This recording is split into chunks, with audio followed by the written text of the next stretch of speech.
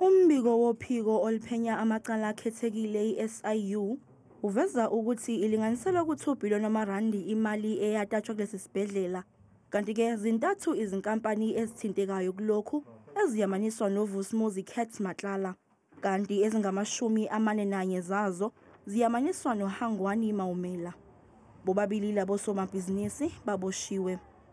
So the SIU has traced about 41 suppliers or service providers linked to this Maumela syndicate. 3 of the companies that were awarded contracts to the value of 13,538,292 in this syndicate are linked to Vusimuzi Matlala.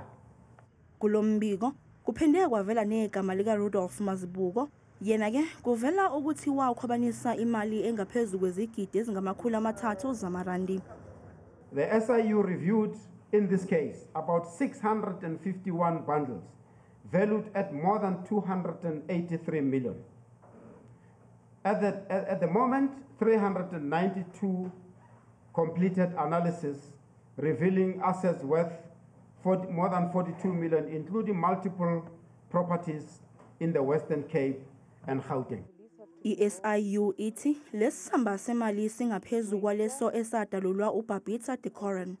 uDeokaran wadutshulwa wabulawa abalisa abayisithupha ngo-2021 ngaphandle komuzi wakhe eGoli emva kokuceba inkohlakalo emnyangweni wezempilo eGauteng.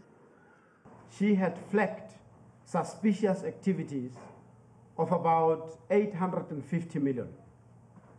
But when the investigation progressed, and as you can see, to date we are mentioning about 2 billion, so it has gone up almost twofold, if not threefold, and the investigation is still ongoing.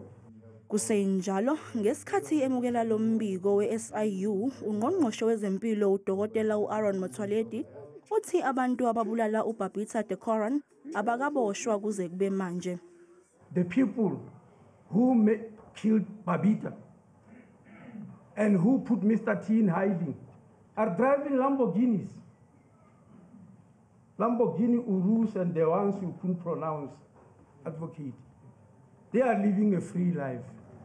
Motsoaledi uxwayise izisebenzi zikahulumeni ezisebenzisana nezigilamkhuba ukwenza izenzo zenkohlakalo.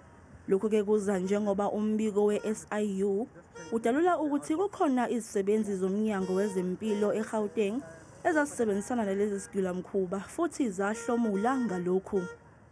They could not have achieved what they did without the cooperation and participation of government officials. Undunankulu wesifundazwe iGauteng uPanyaza Lesufi uthi lolu phenyo lwe-SIU kumele lidlulele nakwezinye izibhedlela zaseGauteng. I-SIU ithi uphenyo ngesibhedlela ithembisa kulindeleke luphothulwe ngoLwezi ka-2027.